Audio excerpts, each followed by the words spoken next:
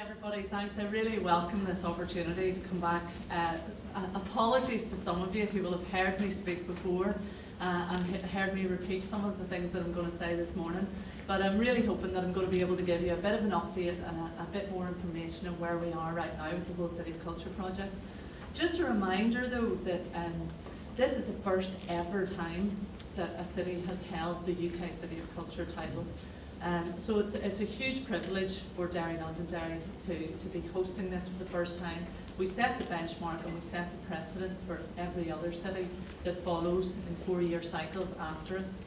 I don't think it's too much of an overstatement either to really set this in the context of some of those major political happenings that have transformed this place in which we live in recent years.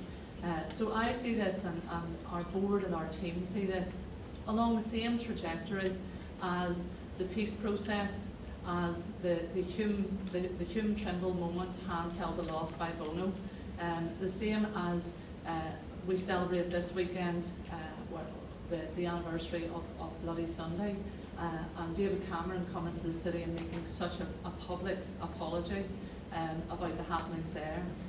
It's in line with the Queen's visit to Dublin for the first time, and now we have this UK City of Culture, an opportunity to celebrate rather than be divisive around the histories between these islands. It's an opportunity for this place to embrace those people who want to associate with Britishness, but also to embrace those people who want to associate with Irishness, and to really rise above past history and take us to a new place in time. And I really don't think it's too much to kind of put it in that context, because that is the moment that we're at, and we have a real opportunity to do something extraordinary here. And I wanted to give you some reassurance this morning that we have a team who have been in place for about 8 months now. Whenever we come into place, there was no office, there was no people, there was a huge goodwill in the city, in the region. There had been an enormous amount of work done to win the title, but we were really starting from scratch in terms of raising funding and putting a programme together. We are just at that moment where everybody's going, Jesus, where's the programme? Are they doing it right? Oh, what stage are they at? The Liverpool team warned us that this would happen, that as soon as you announced there's 1 year left to go, we're on the countdown, everybody would have a wobble and say, where are they at? We are at absolutely advanced stage. I'm going to tantalisingly kind of wave the draft programme in front of you here. There's about 500 different elements to the programme that have come together. It is game-changing. Be in no doubt about that. It is absolutely game-changing. From our opening moment in New Year 2013, where we have major commitments now from the broadcasters as well to bring really significant things to the city. So from our New Year celebrations to our opening Sons and Daughters concert, to our closing event, which will be a major celebration of light involving Lumiere and Artichoke, this is really going to be something extraordinary for this city and for this region. I also wanted to just kind of take you through a little bit of the trajectory of where we're at in terms of the political support. We were absolutely delighted that in the autumn of this year we managed to get the City of Culture project written in definitively to the Northern Ireland Programme for Government. We're now working with 4 permanent secretaries and the head of the civil service to make sure that this project has the substantive and serious backing of the executive, and that's in financial and resourcing terms too, that it absolutely needs to be viable. So that's all going to come into place within the next couple of months, and I have to say there's a huge source of relief to me and the team, because now this wonderful programme of 500 different elements, it really becomes something real. We have the political support, we have an excellent team, we have the backing of our board, we're working really closely with Derry City Council, with ILEX, although given the press yesterday you mightn't quite think so, but that's part of the kind of little wobble that I'm talking about. But we really do have a city that's galvanised behind a whole programme of activities. We are also set to have a very public handover from the London 2012 Festival, which will end after the Olympics. That's the cultural programme that runs alongside the Olympics. we'll be doing a public handover to Londonderry 2013, and we in turn will do a public handover to Glasgow and the Commonwealth Games for 2014. So I think it's really important that we're being seen in that light as one of the major events of international significance that are happening on these islands in the coming 4 years. You'll hear more about our plans for that handover from London. We're also delighted, Mary mentioned the Global Irish Economic Forum. I think that Taoiseach has now endorsed this initiative on about 5 different public occasions, and most recently on his visit to the Prime Minister, David Cameron, just before Christmas. The Taoiseach could not be more supportive, and the same with the heads of the cultural institutions in the south as well.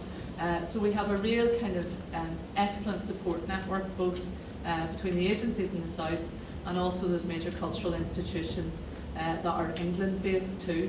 And in fact, the Arts Council of England were one of the first agencies to make public their commitment of funding for the Londonderry City of Culture initiative.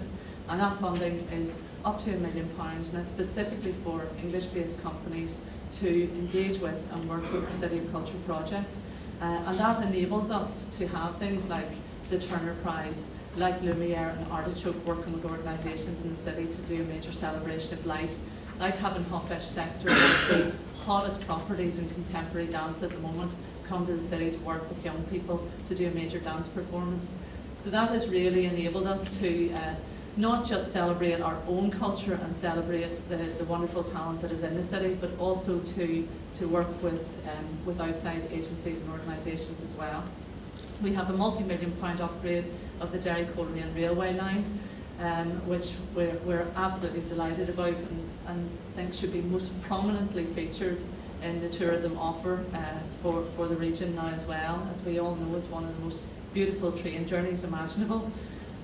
We have got BT as our principal sponsor and partner for the City of Culture initiative, and Derry Londonderry is now the fastest digital city in these islands, if not in the world. And that's only one of the things that the city consistently lays claim to. But quite seriously, BT have now finished the rollout of high-speed fibre optic broadband, and it does put the city's digital capabilities onto a whole new level. I think Mary mentioned already some of the lead-up events that we're going to be having in this year in 2012. We're delighted to be one of the supporters of the North Atlantic Fiddle Convention, and I think that's going to be a fantastic event for Derry and Donegal. We're also supporting the Celtic Media Festival, which brings over 400 broadcasters to the city in April of this year and gives us an excellent opportunity to do a full briefing with the broadcast sector from Scotland, Wales, Ireland and Brittany in the lead up to our City of Culture year. We've got the Clipper Round the World Yacht Race return journey, which you're all very, very familiar with, and we're all really excited about that, and working closely with Council and the Festival to celebrate the homecoming journey of Clipper. We have the Peace One Day concert, which is probably the first big significant public event on the parade ground at Ebrington. And it's becoming very exciting for us because we've been the lonely kind of first residents of the Ebrington, the old barracks site, for 3 or 4 months now, and that has included having a JCB cut through our electric line yesterday as they rushed to finish the parade ground in time for its launch on the 14th of February. And if any of you haven't received an invitation yet, I'd like to openly invite everyone now to the opening of the Ebrington Parade Ground, which will happen on, no coincidence, Valentine's Day. So for any of you who don't have romantic plans on that evening, it would be very romantic to come along and see what was that former military barracks, now transformed into an open public space that in the coming years we're going to see animated and brought to life in a way that really transforms the city. That's just 2012, and I haven't even gone through all the things that are happening in 2012.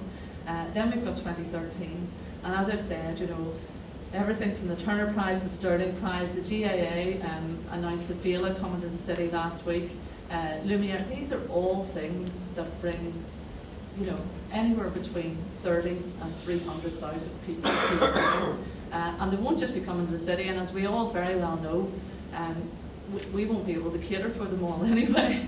So in terms of the benefits, economic benefits that can be gained from Donegal and from the hinterland of Derry itself, the Limavady, Draperstown, Magherafelt, all these areas, we're all going to need to put up with the accommodation facilities, with the restaurants, with the cafes, with all those services that having that number of increased visitors to a region requires. So it really does require all of us to kind of step up to the mark and work together.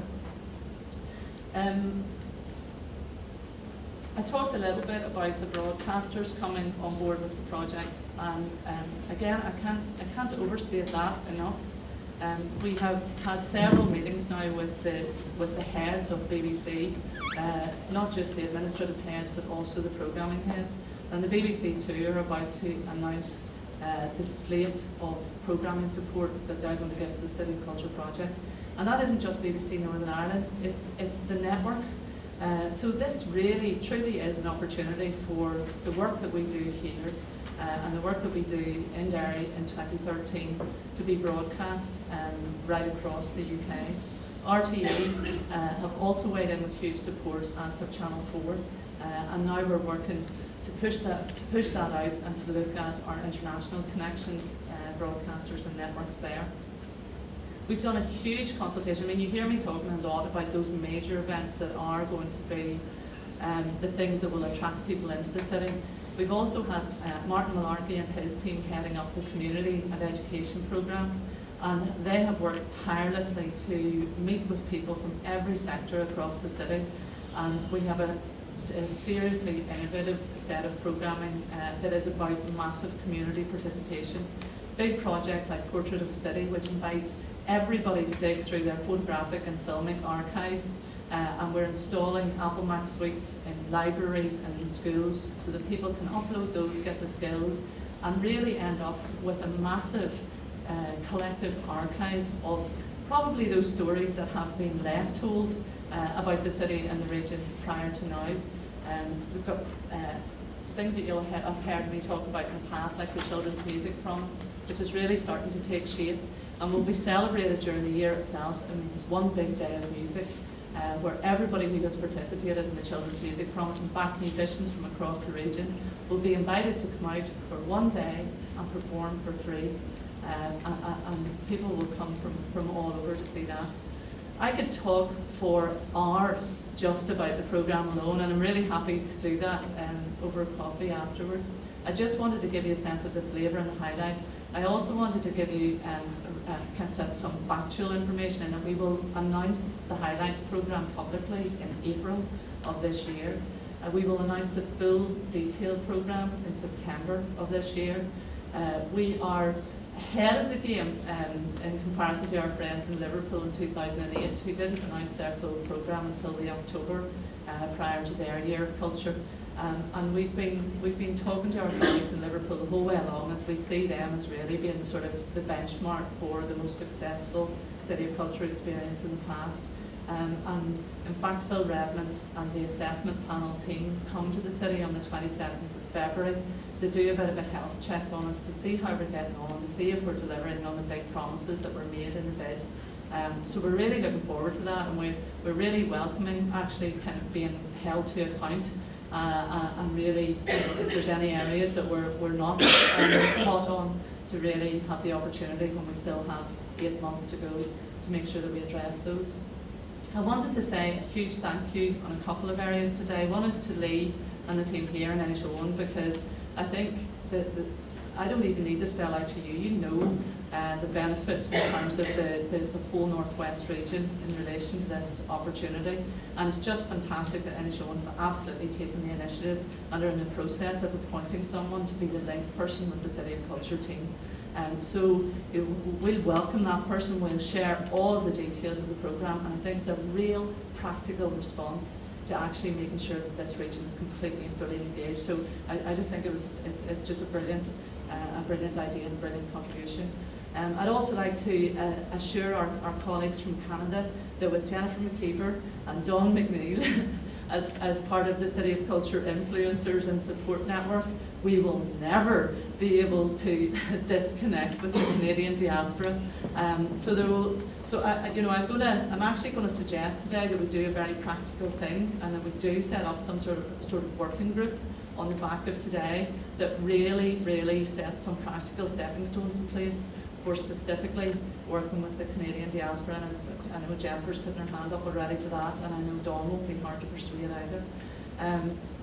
That was really kind of all I wanted to say today. I just wanted to give you that update again, and I also wanted to do one final thanks. I can't stay with you, unfortunately, today for the whole day, because I'm having to hightail it down to Dublin for the yes flat, no flat, yes flat, no flat final debate. So as I don't think it's any secret at this stage that Derry has put in a very strong bid. In fact, we've been told it's probably the best presentation that was ever done in the history of Cultus in the bid to host FLA. Even to me, it got a wee bit out of hand over the last few weeks, the level of publicity that it has got.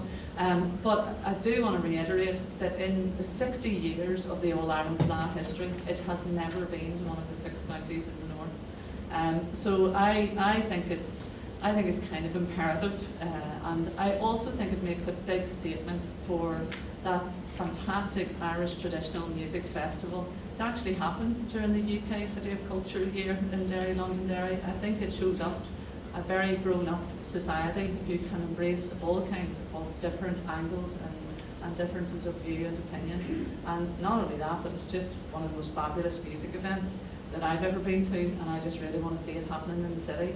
Johnny Gall have been hugely supportive of us in that bid. I thank you for that. I ask you all to keep your fingers and toes and everything else crossed for this weekend. We will know at 11:30 tomorrow morning. So you'll either see me coming back. I think at one public occasion I promised to be back soon if we didn't get the FLA. So I'm going to have to create a chocolate shoe or something and keep my promise if we don't get it. But I'm really hopeful, and we have a very strong delegation going down to make one last pitch tomorrow evening. I also wish our colleagues in both Sligo and Ennis well, and let the best group win. But I'm really hoping it's going to be us. So thank you very much. Happy to answer any questions.